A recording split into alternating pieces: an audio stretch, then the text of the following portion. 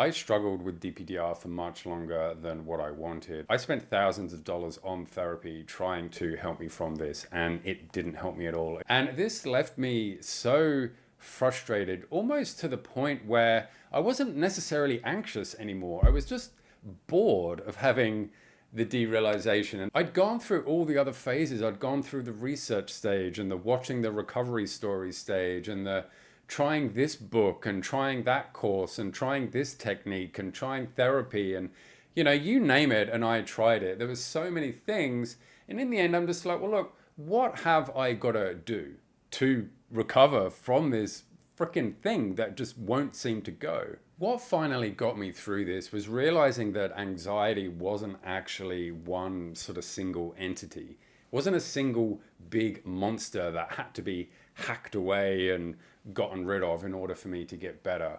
What I discovered is that anxiety is really a collection of lots of little unhelpful thoughts and behaviors that I had and that you've got as well, that all came together to cause this thing called anxiety.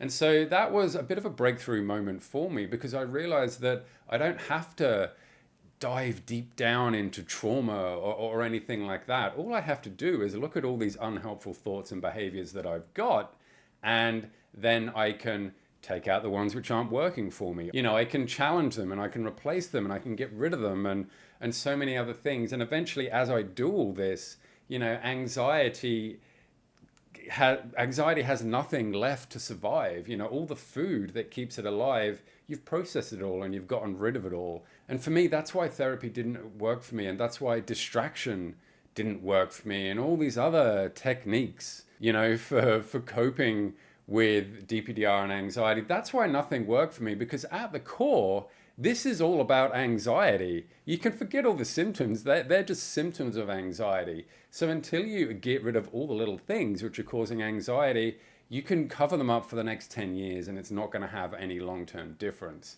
This was a massive breakthrough for me, and in everybody that I help, we look at it this way, and it's such a breakthrough for them as well, because they've spent so much time trying to manage symptoms and just make everything focused on the symptoms. And that's where you're going wrong. And if you do want to avoid all the mistakes that I made and recover a lot quicker, my course walks you through each step one by one about what you need to do exactly.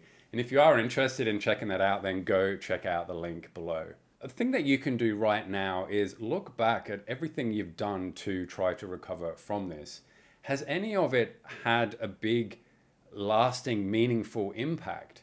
Has any of it, when you've been doing it, you said, this is the thing I need, this is the thing that resonates with me, this is the thing that's going to get me out of this? And if the answer to those two questions is no, then you've got to start doing things differently, just like I had to, and just like everybody that I help has to as well. And if you want to know more about why most DPDR advice doesn't work for people, then go check out my video where I go into detail about some of the core things that didn't help me and aren't helping you, and why they aren't helping. A link for that is also in the description. Even if you want to go deeper and start recovering right now, then go check out the course. And in there too, you can see the impact it's having on people's lives right now. You can read their stories about what their life is happening right now and what it was before. And so go check that out as well. All the links are down below. And until next time, I'll see you in the next vid. Bye.